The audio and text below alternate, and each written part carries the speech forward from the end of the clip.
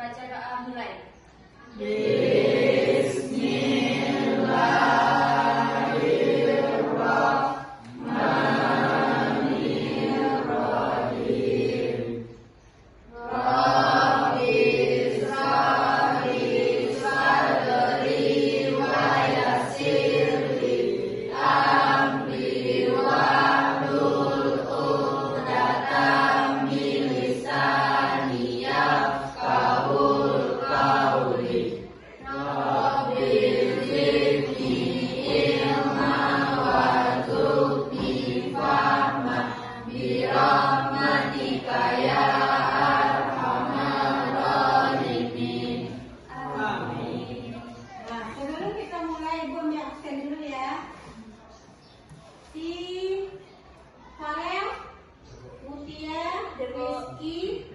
Fadil, Selgi, Tova.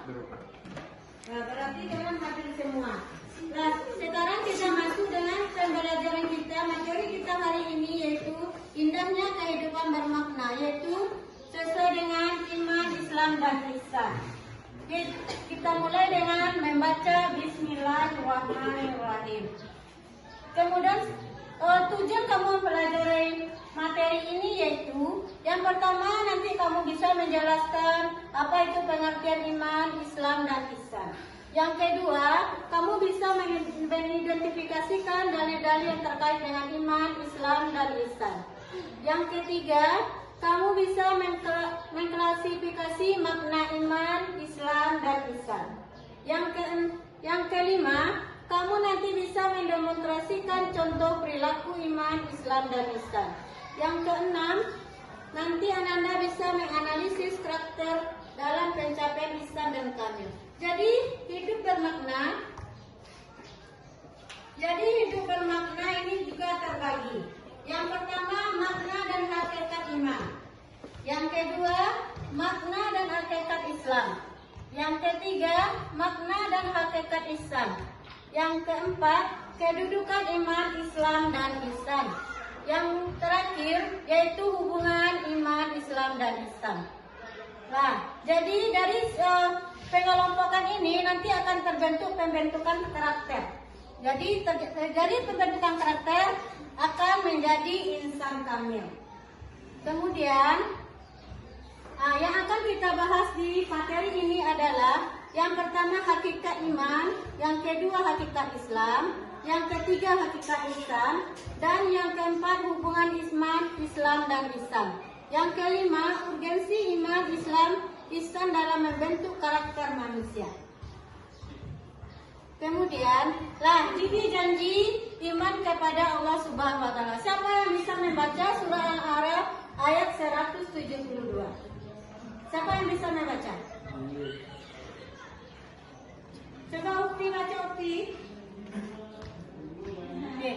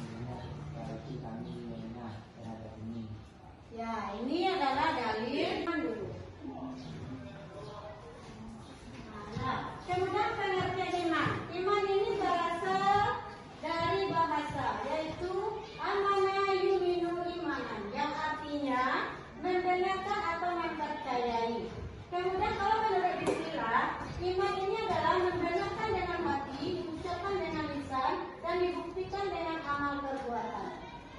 Kalau menurut alim ulama Imam Syafi'i dalam kitab Al-Um, yaitu iman ini adalah suatu ucapan, suatu perbuatan dan suatu niat di mana tidak sempurna salah satu jika tidak bersamaan dengan yang lain.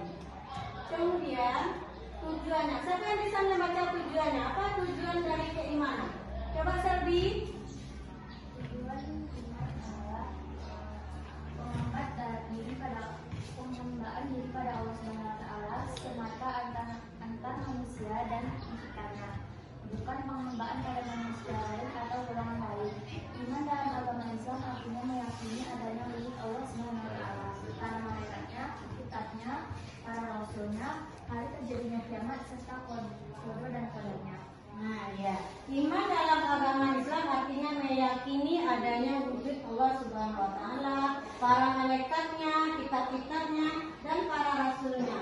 Hari terjadinya kiamat serta qada dan qadar. Lalu selanjutnya, ikutan ini siapa yang tahu? Ini kan rukun Islam. Rukun iman. Siapa yang tahu?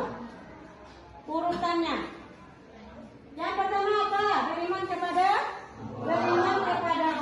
Yang kedua, iman kepada malaikat. Yang ketiga, iman kepada kitab. Yang keempat, iman kepada rasul. Ya, yang kelima, iman kepada hari akhir. Ya, yang terakhir, yang keenam, ya, inilah rukun iman dalam ajaran agama Islam. Kemudian pilar iman dalam ini dijelaskan dalam surat An-Nisa ayat 136. Coba Topal baca Topal surat An-Nisa ayat 136.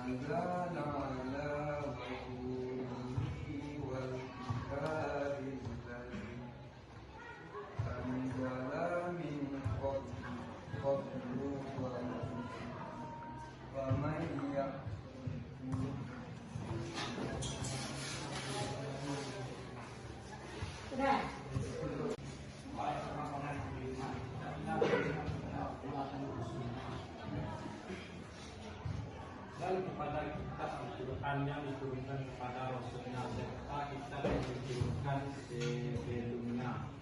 Barang siapa ingkar kepada Allah dan malaikatnya, kitabnya, rasulnya dan hari kemudian, maka sesungguhnya itu telah tersesat sangat jauh. Ya, jadi surah An-Nisa ini menjelaskan kepada orang yang beriman. Kalau kita beriman, kita harus beriman kepada Allah, beriman kepada Rasul, beriman kepada kitab Al-Quran dan diturunkan kepada Rasulnya, serta kitab yang diturunkan sebelumnya. Jadi barang siapa yang iman kepada Allah, malaikat-malaikatnya, kitab-kitabnya, rasul-rasulnya dan di hari kemudian, maka sungguh orang itu telah tersesat. Jadi kalau kita tidak mengimani yang 6 ini, berarti kita tergolong kepada umat yang tersesat. Nah, kemudian tingkatan iman lagi. Yang pertama tingkatan iman yaitu ilmu yakin. Kemudian ainul yakin. Yang ketiga hakul yakin. Yang pertama ilmu yakin. Ilmu yakin ini dalam terjemahan bahasa, ilmu yakin adalah keyakinan yang didasarkan kepada ilmu, sesuatu yang ada dengan syarat adanya bukti yang diperuntukkan bagi mereka yang cenderung rasional. Kemudian ainul yakin. Coba baca ya, Ananda. Ainul yakin adalah keyakinan yang didasarkan kepada pengamatan, sesuatu yang ada dengan disertai kejelasan. Ainul yakin dipenuhi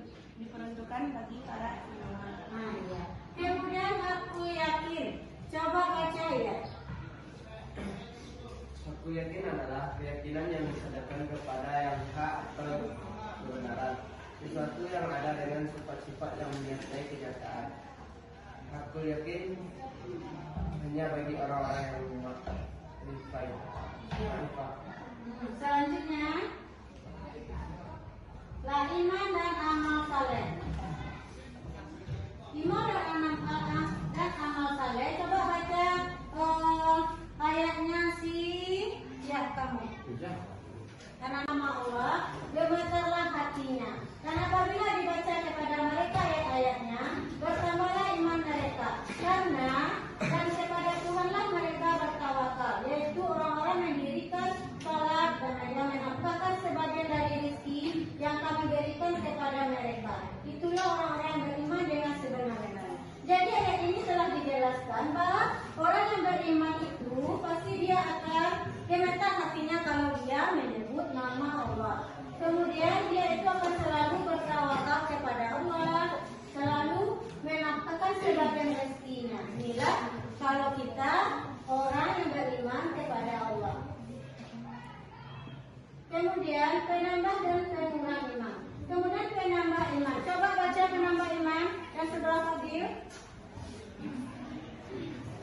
Allah tangan dari nama-nama dan sifat-sifatnya. Semakin seseorang mengenal Allah, keimanannya semakin bertambah. Nah, ya. Terus Memperhatikan ayat-ayat Allah, baik ayat-ayat dunia maupun ayat syariah. ya. Selanjutnya Banyak melakukan ketaatan,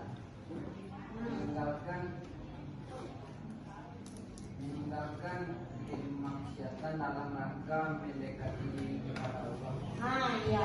Kalau iman seseorang itu telah bertambah, maka dia akan mengenal Allah Ta'ala melalui nama-nama dan sifat-sifatnya. Kemudian mereka akan memperhatikan ayat Allah, baik ayat-ayat kauniyah maupun ayat syariah. Kemudian mereka akan banyak melakukan ketaatan atau beribadah kepada Allah. Kemudian mereka akan meninggalkan kemaksiatan dalam rangka mendekatkan diri kepada Allah. Kemudian pengurang iman. Coba baca. Ya, apa ulangi? Apa kira-kira pengurang iman?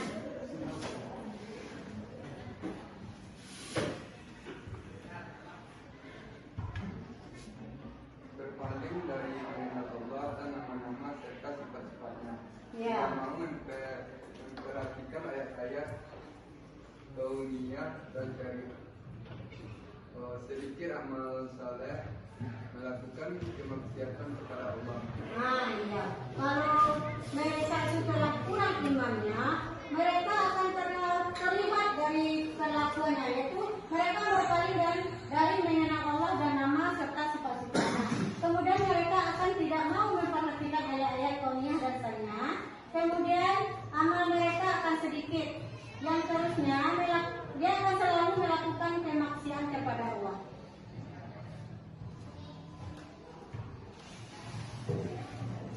Nah, agar iman selalu bertambah, maka kita selalu berada dalam amal kebaikan. Sebaiknya amal iman kita akan berkurang ketika kita malas melakukan kebaikan. Sebagaimana hadis Muhammad SAW. Siapa yang bisa baca hadisnya? Coba Mutia baca hadisnya.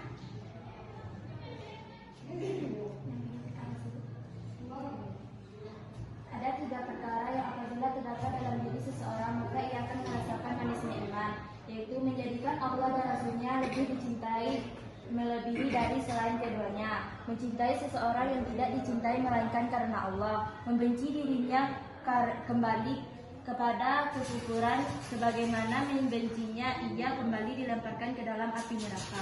Ya, bagus. Selanjutnya, kadar minimal rukun iman. Masing-masing rukun iman memiliki kadar minimal sehingga dikatakan sah iman seseorang terhadap rukun tersebut. Jadi, kalau kita masing-masing rukun iman memiliki kadar minimal. Yang pertama, iman kepada Allah. Siapa yang bisa membacakan iman kepada Allah itu gimana?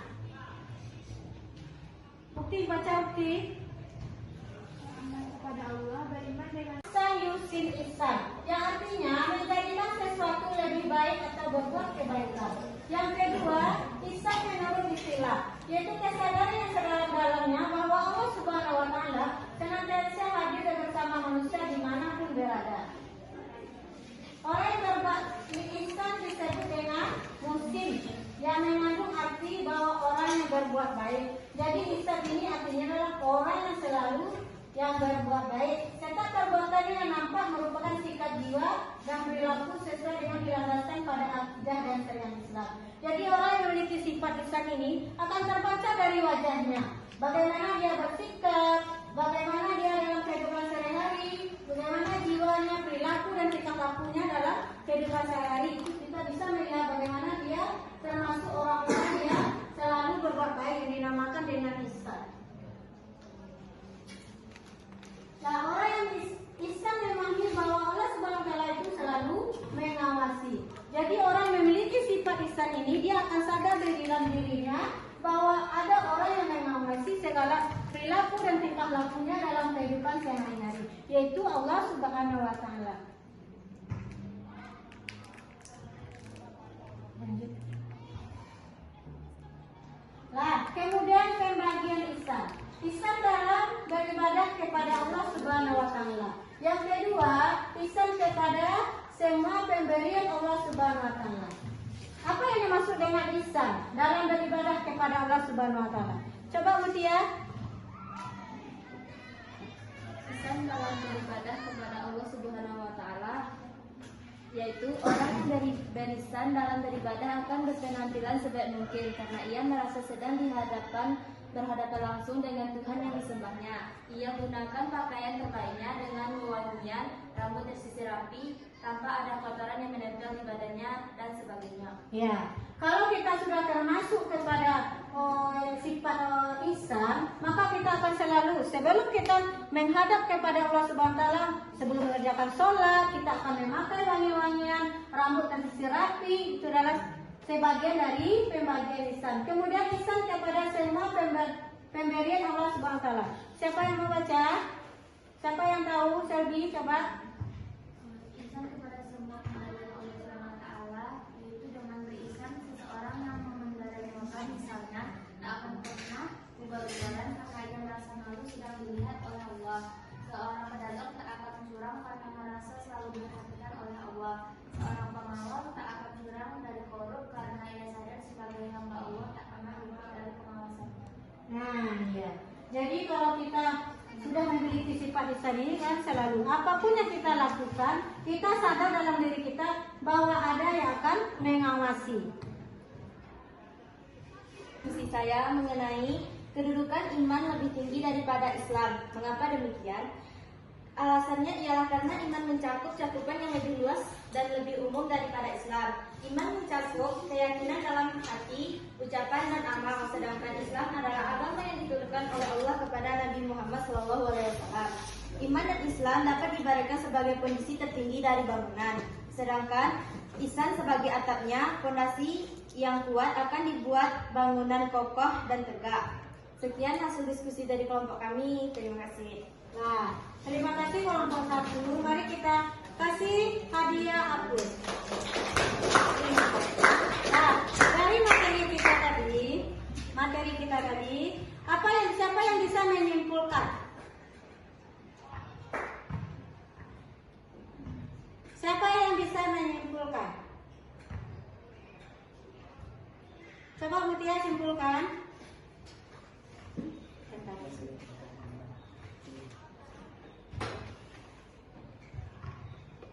Baik, saya akan menyimpulkan hasil pembelajaran hari ini.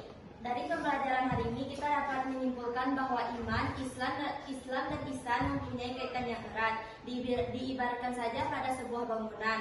Islam sebagai atapnya, iman sebagai bangunannya, dan Islam sebagai fondasinya. Jadi iman mencakup cakupan yang lebih umum daripada Islam karena iman mempunyai kedudukan yang tinggi di dalam agama kita. Sekian, terima kasih. Nah, terima kasih Mutia yang telah menyimpulkan pembelajaran kita hari ini. Dan untuk selanjutnya kita lanjutkan minggu depan.